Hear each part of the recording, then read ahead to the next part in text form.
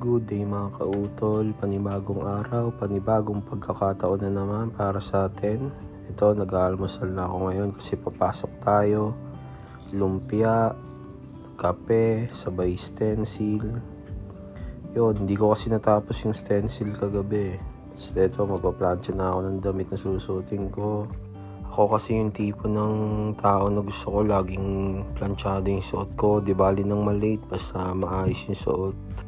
Ito, biyahe na tayo sa lahat ng kautol na bumabiyahe dyan. Motor man o sasakyan, kotse, truck, bus. Ingat kayo palagi mga kautol. Bago yun, shoutout muna sa mga kautol natin na walang sawang sumusuporta. Dahil sa mga gantong klase ng suporta, kaya nagkakaroon tayo ng will to continue. Maraming salamat mga tol. Eto, nakarating na tayo sa studio.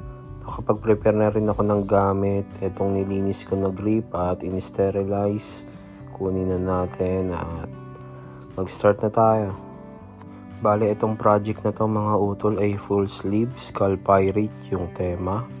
Yung forearm may part na cover up. Ito yung setup natin. Yan. Ano lang, whitewash lang yan mga tol. Bale, ito na pala yung final part ng kanyang sleeve. Itong forearm may cover up tayo dyan. Tara, start na tayo mga tol. Shoutout pala kay Utol Randy Amlon ng I Love You Tattoo TV. Sa kanya kasi galing yung medical pad na gamit natin dyan, yung sa pen na ginagamit natin. Nandito rin siya sa New Zealand.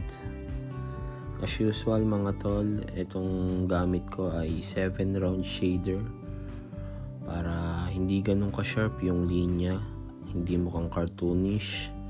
Nag-uumpisa na ako mag-outline dyan. Yan yung dugtungan ng tentacles ng octopus. Bali, may octopus pala yan. May mga tentacles pala yan na request ng client pero walang mukha ng octopus. Puro tentacles lang. Kasi, ewan ko, yan yung gusto niya eh. Yung skull na may tentacles. Bali, yung design, siya yung nagbigay ng idea, yung gusto niya. Tayo lang nung nagbuo. Pero yung itong middle skull na to na malaking bungo, malaking portrait ng skull na may tentacles, galing sa kanya yan. Yan yung gusto niya talaga ilagay dun sa cover up. Yan, kung mapapansin nyo mga tol, nag-freestyle lang ako ng detail dyan. Hindi naman natin kailangan na kung ano yung nasa reference, 100% yun yung kukunin natin. Kaya mahalaga may kasanayan tayo sa pagdodrawing mga tol, para pamilyar na tayo sa mga detalye. Tulad sa nakikita nyo mga tol, gumagawa lang ako ng mga random na shaky lines para magkaroon siya ng konting effect na texture. Yun, ganun lang, random lang hanggang sa makakreate tayo ng texture. Yung tipong madadaya natin yung mga titingin na, uy, masyadong detalyado itong tattoo na to dahil masyadong matexture siya. Kaya ayun, mas maigi na may kaalaman talaga tayo sa drawing. Bale, itong part na to, nagsishading na ako sa gilid, nagdadagdag ako ng shadow. Bale, may peso talaga yung shadow niya kasi kung makikita nyo dun sa design, yung lamp nandito sa part na to, nasa left. Then yung shadow natin dito sa tentacles, nilalagay natin sa right. Kasi yung liwanag na galing dun sa lamp, tatama siya dun sa parting left na detail ng tentacles. Ewan ko kung na-i-explain ko ng tama, pero kung makikita nyo yung shadowing ng tentacles, nasa right side yung shadow niya. Ito, mag-a-add na ako ng layer. Ganun pa rin, medium tone pa rin yan. Pa-shading naman siya. Gamit ko 15 round Magnum. Mag-a-add ako ng layer. Ipapatong ko lang siya dun sa mga texture na ginawa ko. Bali, yung mga matitirang open skin dyan, yun na yung magsisilbing highlight niya. Negative space para natural lang tingnan yung texture niya na may negative space na para sa highlight. Ganun lang yung diskarte mga tol kung gagawa kayo ng mga textured na design. Gawin nyo muna, unahin nyo muna yung random na shaky lines o scribble, yung mga dots. Unahin nyo muna yun, then mag-add kayo ng layer na pa-shading, either medium tone or light tone, depende na yun sa hinihingi ng design. Bali sa puntong to, lumipat na ako sa parting damit yung coat nung pirate. Gumamit ako dyan ng light, medium and light yung ginamit ko dyan, medium and light tone. Medium ata itong ginagamit ko ngayon. Bali yung shading natin pa brush stroke lang para magkaroon ng smooth na pagputol dun sa shading. Back and forth lang sa makuha natin yung gusto nating shade. After nyan, pinatungan ko naman siya ng sumunod na tone, which is yung light tone. Pinatong ko lang siya dun sa medium natin para maganda yung transition ng kulay. Mga tol, hindi ko sinasabi na sobrang smooth ko gumawa o sobrang perfect Kumbaga alam ko lang ito lang yung way ko ng pagtatattoo. Nasa sa inyo pa rin kung susundin nyo yung kung paano ko magtattoo, or kung may ma-adapt kayo, nasa sa inyo na yun mga tol. Kung mapapansin nyo mga tol, dinikit ko yung shader dun sa outline, tapos ang ginawa kong shade, pahatak naman siya para magsalubong dun sa nauna ko nang ginawang shading. Ginagawa ko yun para masigurado ko na nakadikit talaga yung shade dun sa outline, na walang patlang, para pulido. Bali nag-shading na ako dito sa loob ng lampara. Light lang yung ginamit ko dyan kasi may nakikita ako mga light tone ng gray dun sa loob ng lamp, hindi puro puti. Mahalaga din na meron tayong attention to details. Lagi nating busisiin yung mga design, kung ano ba yung mga kulay, yung mga parte na kung saan ka magda-dark, saan ka magla-light.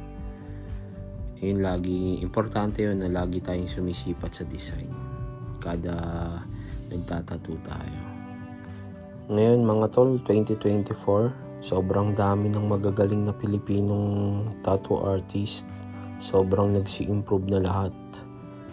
Sa nakikita ko, kasi alam mo kung bakit mga tol, sobrang dami ng competition sa Pilipinas na pwede mong salihan.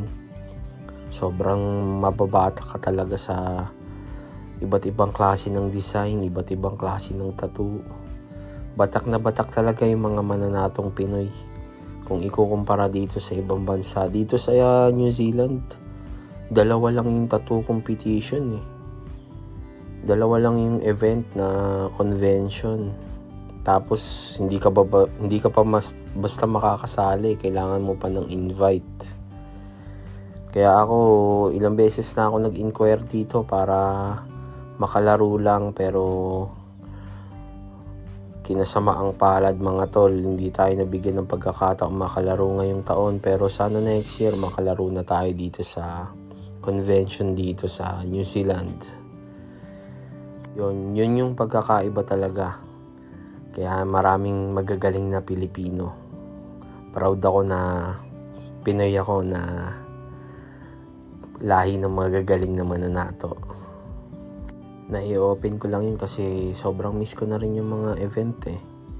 Sobrang larong-laro na rin ako. Gusto ko na maglaro. Kaya lang ngayon nga hindi tayo nabibigyan ng pagkakataon. Pero sana next year makatanggap na tayo ng invite. Nakatanggap ako ng invite pero sa Australia naman siya. Hindi pa ako ready bumiyahe sa Australia. Tsaka wala pa akong funds para mag-travel sa Australia para sa tattoo event. Nag-iipon na ako ngayon pero baka next year na ako lumaro. Kaya kayo mga utol, laro lang ng laro. Enjoy nyo lang. Kasi kumbaga experience yan eh. Diyan kayo mababatak talaga ng gusto. Yung bilis ng gawa, yung attention to detail, mai-improve nyo talaga lahat yan kada sali nyo sa competition. Marami kayong makikilala, marami kayong matututunan, iba't ibang style, iba't ibang technique. Tsaka mga tol, attend din kayo sa mga tattoo seminars ng mga master natin dyan sa Pilipinas. Importante rin yun kasi kumbaga bukod sa certificate, may matututunan ka talaga sa isang veterano. Ito, balik na tayo sa tattoo mga tol. Dito pa rin ako sa quote nung pirata. Tinatapos ko yung part na yan. Kung mapapansin nyo, tinapos ko yung quote, pati yung background dun sa gilid ng mukha ng skull. Naiwan na yung mismong shape ng skull, yung ulo niya. Kasi magbababad kami mamaya ng TKTX. Pagka ganun pala mga tol, kung hindi nyo kayang tapusin ng isang session, dapat alam nyo mga tol kung saan kayo puputol. Para next session, mas madali nyo na mailapat yung stencil. Pinaganda kasi sa iPad kung ano yung sukat ng stencil mo, yun pa rin yung maipiprint mo. Kung napapansin nyo mga tol, yung pinagputulan ko nung shading dun sa may kwelyo kasi yun yung pinaka straight na cut nya. Madali nang gupitin yung stencil tas ilapat ulit. Kasi nagbabad kami ng TKTX, siguradong mabubura tong stencil na to mga tol. Kasi talagang masakit sa part na yan kaya kinailangan ng TKTX. Dinamay ko na rin yung existing na natapos namin para mag-nub na rin para sa highlights. Yan, pakita muna natin yung kapugian natin mga tol. Sa part na yan, nag-continue na kami. Yan, focus na focus tayo dyan mga tol, syempre. Yan, balik tayo sa round shader. Ganun pa rin, round shader pa rin. Sobrang dalang lang ng liner natin dyan mga tol. Sobrang piling part lang. Kadalasan mga highlight na lang natin ginagamit yung round liner. Tsaka yung ngipin ng skull, ginamitan natin ng round liner yon para medyo mag-pop up siya. Kasi masyadong maliit. Sa puntong to mga tol, nag-highlight na tayo. Diluted white yung gamit ko dyan. Yung white nilagyan natin ng distilled water para medyo lumabnaw siya. Para yung effect niya ay magmukhang ano lang, magmukhang highlight lang. Kumbaga tinamaan lang siya ng liwanag na nanggagaling dun sa light source. Ibang usapan kasi pagka purong puti yung ginamit mo, magiging kulay na siya, kulay white.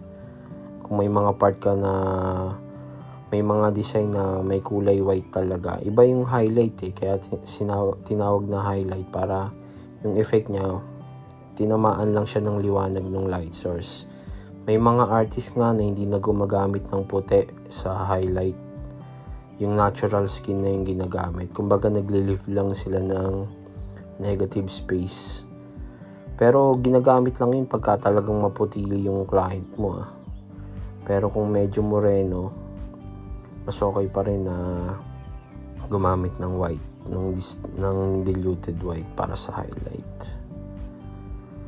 May mga part din naman na gumagamit ako ng solid white para sa highlight.